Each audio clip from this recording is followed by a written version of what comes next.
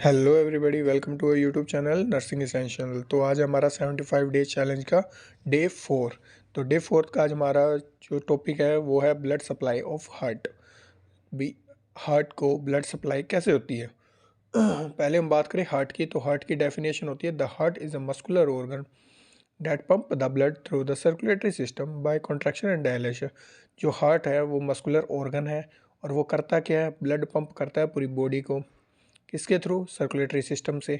और कैसे करता है? कॉन्ट्रैक्शन एंड डायलेशन के थ्रू। ठीक है, तो ये तो थी हमारी हार्ट की डेफिनेशन की हार्ट करता क्या है। तो हार्ट की अगर ब्लड सप्लाई की अगर हम बात करें, ब्लड सप्लाई ऑफ हार्ट की, तो उससे पहले हमें नॉर्मल सप्लाई सर्कुलेशन सिस्टम भी देखना होगा कि भी नॉर्मल जो सर्कुलेटरी सिस्टम होता है हार्ट का पूरी बॉडी के अंदर वो क्या होता है। फिर उसके बाद हम बात करेंगे ब्लड सप्लाई ऑफ हार्ट की। जो सिर्फ हार्ट की ब्लड सप्लाई होती है उसकी हम पर्टिकुलरली बात करेंगे बाद में। सबसे पहले हम देखते हैं circulatory pathway of heart. Full body के अंदर जो सर्कुलेटरी सिस्टम होता है हार्ट का वो कैसे होता है। तो सर्कुलेटरी सिस्टम की अगर बात करें तो जो पूरी बॉडी से जो डीऑक्सीजनेटेड ब्लड आता है हार्ट के अंदर वो किसके थ्रू आता है? Superior vena cava and inferior vena cava. Superior and inferior vena cava ऐसी डक्ट्स हैं, ऐसे वेन्स हैं जो पूरी बॉडी का डीऑक्सीजनेटेड ब्लड इकट्ठा करके आगे राइट एट्रियम में पास कर देती है। देन राइट एट्रियम में पास होने के बाद में जो राइट एट्रियम से नेक्स्ट जो राइट वेंट्रिकल तक जाता है ब्लड, वो किसके थ्रू जाता है? Tricuspid valve. ट्राइकस्पिड वॉल्व एक बीच का बैरियर है right atrium and right ventricle के, जो कि प्रिवेंट करता है बैक फ्लो को। जो वेंट्रिकल के अंदर ब्लड आया वो ताकि बैक फ्लो ना कर जाए राइट एट्रियम में दोबारा, तो इसलिए ट्राइकस्पिड वॉल्व उसमें हेल्प करता है ताकि बैक फ्लो ना हो। नेक्स्ट हम बात करते हैं राइट वेंट्रिकल में जब ब्लड आ जाता है डीऑक्सीजनेटेड ब्लड, तो वो जाता है पल्मोनरी वॉल्व से होते हुए पल्मोनरी आर्टरीज के अंदर। तो पल्मोनरी वॉल्व का भी यही काम है कि बैक फ्लो को रोके, जो ब्लड आ रहा है उसका बैक फ्लो ना हो, और पल्मोनरी वॉल्व प्रिवेंट करता है बैक फ्लो को।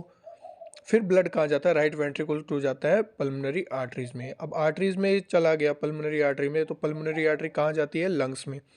लंग्स में जाके जो डीऑक्सीजनेटेड ब्लड होता है वो ऑक्सीजनेटेड होता है। जो CO2 ब्लड होता है वो जाके ऑक्सीजन कैरी कर लेता है एंड CO2 छोड़ देता है। तो लंग्स से अगर फिर हम बात करें नेक्स्ट स्टेप की, तो लंग्स से जाता है ब्लड पल्मोनरी वेन्स के अंदर। जो left and right pulmonary vein है उसके अंदर जाता है ब्लड लंग्स के बाद। नेक्स्ट अगर ब्लड की बात करें तो वो जाता है लेफ्ट एट्रियम के अंदर। लेफ्ट एट्रियम से जाता है बाइकस्पिड वॉल्व से होता हुआ लेफ्ट वेंट्रिकल में। अब जब बाइकस्पिड से होता है लेफ्ट वेंट्रिकल में आ गया, तो नेक्स्ट अगर इसका स्टेप देखा जाए तो होता है एरोटिक वॉल्व के थ्रू जाता है एरोटा में। एरोटा में जब ब्लड चला जाता है तो वो फाइनल लास्ट सर्कुलेशन पॉइंट होता है हार्ट का।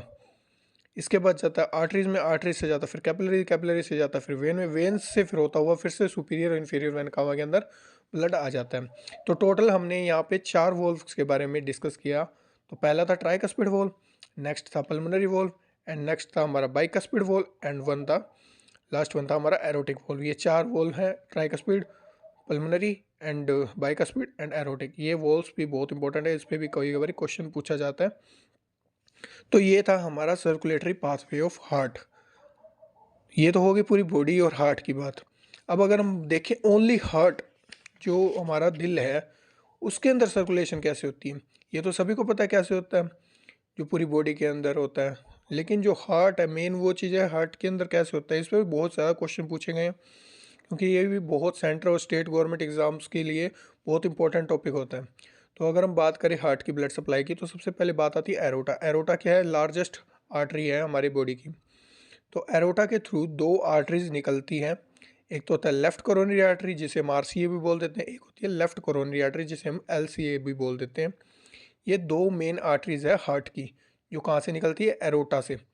एरोटा से ये 2 आर्टरीज निकलती है। तो राइट कोरोनरी आर्टरी के आगे जाके 2 डिवीज़न हो जाते हैं। पहला तो पोस्टीरियर इंटरवेंट्रिकुलर आर्टरी जिसे हम PDA बोल देते हैं, एंड नेक्स्ट है मार्जिनल आर्टरी।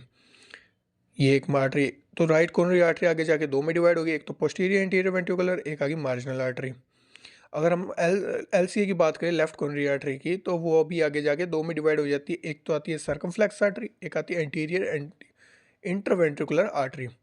ये भी LCA भी आगे जाके 2 में डिवाइड होगी। तो इन दोनों के आगे आगे 2 सब डिवाइडेशन होगी। अगर हम बात करें इनकी लोकेशन की, जो पोस्टीरियर वेंट्रिकुलर आर्टरी है वो कहाँ पे होती है? ये होती है वेंट्रिकुलर वॉल्स पे। जो वेंट्रिकल्स की वॉल होती है उस पे प्रेजेंट होती है, और जो मार्जिनल आर्टरी है वो right atrium and right ventricle के वॉल पे होती है। और अगर सर्कमफ्लेक्स आर्टरी की बात करें तो ये होती है हमारी left atrium and left ventricle की वॉल पे। Anterior wall, anterior interventricular artery की बात करें तो ये होती है हमारी वेंट्रिकुलर वॉल्स पे। तो ये तो आ गई हमारी सारी लोकेशंस की कौन सी आर्टरी कहाँ पर है। और ये आ गई हमारी चारों की चारों आर्टरीज जो मेन आर्टरीज होती है हार्ट की, हार्ट को जो ब्लड सप्लाई करती है। एरोटा, एरोटा से RCA right coronary artery, left coronary artery, right coronary artery से posterior interventricular artery and marginal artery, और लेफ्ट कोरोनरी आर्टरी से आ जाती है circumflex artery and anterior interventricular artery. तो ये तो हो गई हमारी जो आर्टरीज की आगे सब डिवाइडेशन है जो आगे जाके डिवाइड हो जाती है, और ये इनकी लोकेशन आ गई। अब अगर ब्लड इनमें आ रहा है, जैसे आयोटा से आया राइट कोरोनरी में, राइट कोरोनरी से आया पोस्टीरियर इंटरवेंट्रिकुलर, इसके आगे भी ब्लड का फ्लो होता है। तो इसके आगे का अगर हम स्टेप देखें इन सभी आर्टरीज से जो आगे ब्लड जाता है तो वो जाता है हमारा कार्डियक वेन्स के अंदर, जो चारों हैं जिसके बारे में हमने डिस्कस किया था, posterior interventricular, marginal artery and circumflex artery and interior interventricular artery है, वो सारी मिलके ब्लड कहाँ लेके जाती है, कार्डियक वेन्स के अंदर। कार्डियक वेन्स में जब ब्लड आ जाता है तो उसके बाद जाता है कोरोनरी साइनस के अंदर। देन वो ब्लड कहाँ जाता है, फिर से राइट एट्रियम के अंदर ऑक्सीजनेटेड हो, वो डीऑक्सीजनेटेड हो जाता है वेन्स के थ्रू। देन वो राइट एट्रियम में इसलिए जाता है ताकि वो दोबारा से ऑक्सीजनेटेड हो जाए। तो ये थी हमारी blood supply of heart. Heart को जो ब्लड सप्लाई हो रही है, हार्ट की ब्लड सप्लाई में हमने जो भी डिस्कस किया था वो सब कुछ यही है। आरसीए, एलसीए, आगे जो भी इनकी डिवाइडेशन सब डिवाइडेशन हुई है, जो इनकी पोजीशन है, लोकेशन है, एंड आगे कहाँ जाके ब्लड वो वापस रिकवर हो रहा है, कहाँ से ऑक्सीजनेटेड हो रहा है, कहाँ तक जा रहा है, वो सब ने हम यहाँ पे डिस्कस कर लिया। अब एक चीज़ और इसमें इंपॉर्टेंट पूछी जाती है जिसमें मेन क्वेश्चन बनते हैं मायोकार्डियल इन्फेक्शन पे। ये बहुत इंपॉर्टेंट टॉपिक है मायोकार्डियल इन्फेक्शन का। तो मायोकार्डियल इन्फेक्शन की अगर बात करें, मायोकार्डियल इन्फेक्शन क्या होता है, इसका दूसरा नाम होता है हार्ट अटैक, जो कि बहुत ज़्यादा पॉपुलर है आज के टाइम में। तो अगर हम बात करें एरिया ऑफ इन्फाक्ट और प्रोबेबली आर्टरी के भी कौन से, मायोकार्डियल इन्फेक्शन भी काफ़ी तरह के होते हैं, जैसे मेनली ये 4 टाइप के मायोकार्डियल इन्फेक्शन होते हैं। तो ये चारों तरह के मायोकार्डियल इन्फेक्शन के अंदर एमआई के अंदर कौन सी आर्टरी के अंदर कौन सी इन्वॉल्व होती है। अगर हम बात करें इन्फीरियर एमआई की, इन्फीरियर वॉल एमआई, तो उसके अंदर राइट कोरोनरी आर्टरी होती है जो इसका ये इन्वॉल्व होती है। अगर एंटीरियर वॉल एमआई की बात करें तो लेफ्ट एंटीरियर डिसेंडिंग जो आर्टरी होती है वो इन्वॉल्व होती है। लेटरल एमआई की बात करें तो वो लेफ्ट सर्कमफ्लेक्स आर्टरी इन्वॉल्व होती है। अगर पोस्टीरियर एमआई की बात करें तो पोस्टीरियर डिसेंडिंग आर्टरी जो होती है वो इन्वॉल्व होती है। इनके ऊपर मेन क्वेश्चन पूछा जाता है कि राइट कोरोनरी आर्टरी है जो इन्वॉल्व है, उनके अंदर ब्लॉकेज है, तो बताइए कौन सा एमआई है, तो वो हुआ इन्फीरियर वॉल एमआई। इस तरह के क्वेश्चन पूछे जाते हैं, या फिर ऐसे बता देंगे कि एंटीरियर वॉल एमआई है तो बताओ कौन सी के अंदर ब्लॉकेज होगी, तो वो आगा हमारा लेफ्ट एंटीरियर डिसेंडिंग एलएडी के अंदर। तो ये तो थे हमारे मायोकार्डियल इन्फेक्शन के बारे में, जिसके बारे में कई बार क्वेश्चन पूछ लिए जाते हैं। एक क्वेश्चन ये भी आता है कि average weight of human heart क्या है। जो एवरेज हार्ट का वेट होता है वो क्या है, 236 ग्राम से लेकर 412 ग्राम अकॉर्डिंग टू WHO दे रखा है। लेकिन अगर हम particular male and female ratio के बारे में बात करें तो मेल के अंदर तो होता है 280 ग्राम से 340 ग्राम एंड फीमेल के अंदर होता है 230 से 280 ग्राम। ये भी एक इंपॉर्टेंट क्वेश्चन माना जाता है, इसको भी अगर हम डबल स्टार कर दे तो कोई गलत नहीं होगा, क्योंकि इस पर भी 1-2 बार पीछे क्वेश्चन आ चुके हैं स्टेट एग्ज़ाम में। तो हमने बात करी ब्लड सप्लाई ऑफ हार्ट, पहले बार डिस्कस किया हमने हार्ट क्या होता है, फिर हमने डिस्कस की ब्लड सप्लाई ऑफ हार्ट कहाँ से कैसे होती है, कौन सी आर्टरी से होती है, और फिर वो कहाँ जाती है आगे, कहाँ उसकी एंडिंग है। नेक्स्ट हमने बात की मायोकार्डियल इन्फेक्शन की। मायोकार्डियल इन्फेक्शन मतलब कि हार्ट अटैक कौन सी आर्टरी कौन सा इन्वॉल्व होता है उसके बारे में डिस्कस किया। एंड हमने बात डिस्कस किया था सर्कुलेटरी पाथवे ऑफ हार्ट, जो पूरी बॉडी के अंदर हार्ट के अंदर सर्कुलेशन होती है उसके बारे में डिस्कस किया। तो ये था हमारा आज का टॉपिक। तो कैसा लगा आपको टॉपिक, कमेंट करके हमें ज़रूर बताएं।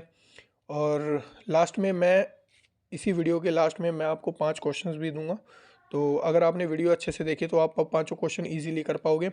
और 5 क्वेश्चन करके हमें कमेंट में ज़रूर आंसर बताना। और एक चीज़ और भी, अगर आपको वीडियो अच्छी लगी हो तो आप कमेंट करके हमें ज़रूर बताना कि नेक्स्ट वीडियो कौन से टॉपिक पे होनी चाहिए। और अगर वीडियो अच्छी आपको लगी हो तो लाइक करें, कमेंट करें, सब्सक्राइब करें और हमारे साथ जुड़े रहें और हमारा साथ दें। तो आज के लिए मैं यहीं विराम लेता हूँ। तो जय श्री राम, जय महाकाल।